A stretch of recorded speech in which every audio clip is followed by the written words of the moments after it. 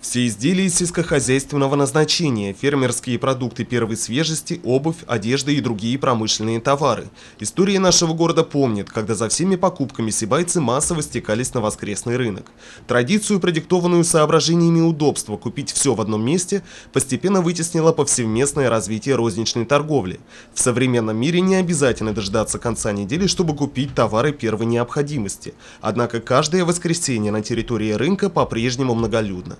Торговые ряды обосновались по улице Матросова больше 40 лет назад. Захар Алчинов, ремонтник местной часовой лавки, помнит разные эпохи из жизни воскресного рынка. Работаю 42 года часовым мастером. Здесь на базаре уже 30 лет. До 90-го года тут совсем другой рынок был. Тут много директоров поменялось. Вот. Я всяких видел. Тут и передавали как в аренду.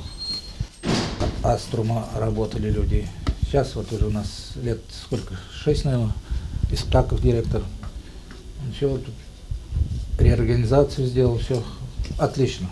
Новая эпоха в жизни воскресного рынка началась в 2009 году, когда к нему вернулся статус муниципального унитарного учреждения. За прошедшее время была проведена полная реструктуризация, направленная на обеспечение широкого ассортимента товаров и, как следствие, возвращение массового покупателя. Показательно, что стоимость аренды торговой площадки, согласно полученным нами данным, не менялась с самого 2009 года. На территории рынка созданы все условия для выгодной предпринимательской деятельности и даже выделены места, на которых пенсионеры и садоводы могут торговать домашними заготовками абсолютно бесплатно. Мы пообщались с директором рынка Наилем Искаковым, чтобы узнать, насколько оправдана такая рыночная политика. В нынешнее время, конечно, с этим кризисом стало тяжеловато, но работаем рентабельно. Предпринимателей, в принципе, много. Приезжают со всей округи, с Оренбургской области, с Челябинской области, с Абдиилского района, ближайшие наши районы. Порядка 60% предпринимателей, предлагающих свою продукцию на рынке, являются приезжими. Всего в день торговли арендуется около 120 точек. Посещаемость покупателей колеблется в диапазоне от 3 до 4 тысяч человек. Основная работа традиционно осуществляется в воскресенье. Все остальные дни усилия персонала направлены на то, чтобы подготовить торговую площадь к новому наплыву покупателей. В этом отделе торгуют мясом, в дальних рядах молочкой. На улице представлены все виды сельхозпродукции. Спрос на отдельные товары настолько велик, что в народе бытует мнение: к обеду на базаре делать нечего. Однако именно к этому моменту достигается наибольший пик продаж. Бурзянский мед, красный творог, пастила, другие местные бренды и фермерские продукты первой свежести. На протяжении многих лет качество товара остается основным критерием при выборе горожанами продуктов с воскресного рынка. Все товары, попадающие на прилавок, проходят обязательную процедуру санитарной и эпидемической проверки. Однако для большинства предпринимателей главным стимулом является, конечно, ответственность перед своими постоянными покупателями. Ну вот масло у нас холодное, горячее, семечковое. Вот. Семечко калиброванное. Ну, постоянно, конечно, есть. Люди привыкают, приходят, берут товар. Здесь же все можно смотреть. Пожалуйста, можно потрогать. А там надо специализированные магазины. Надо думать, куда ехать. У нас Орская, Новотроицкая, сибайская продукция у нас. Всегда свежая колбаса у нас, приходите. Мы всего приезжаем один раз в неделю.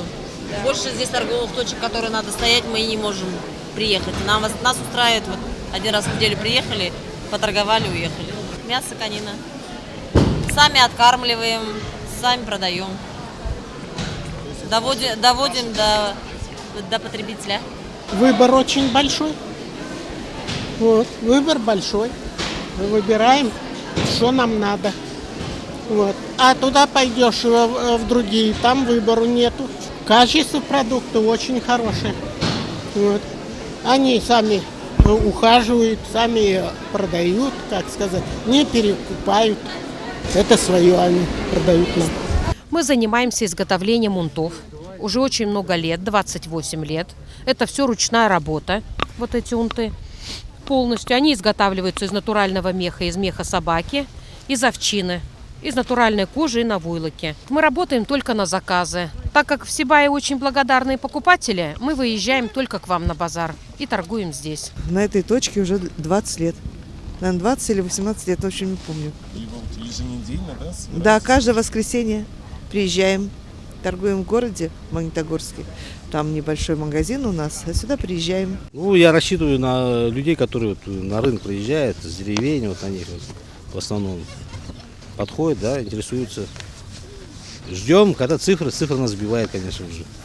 Уже мало кто интересуется антеннами, в основном на цифры уже хотим перейти. Дело в том, что почему в сетях розничной торговли знаем, что здесь настоящее натуральное деревенское мясо. Ходим уже постоянно, и есть поставщики, у которых мы берем. Просто уверены в том, что это натуральные продукты. Домашний хлеб на хмелю, мясо домашнее, деревенское. Сюда съезжаются со всех уголков Зауралья. Здесь можно встретить административного работника, учителя, врача и дворника, а прилавки завалены всевозможными товарами на любой вкус и кошелек.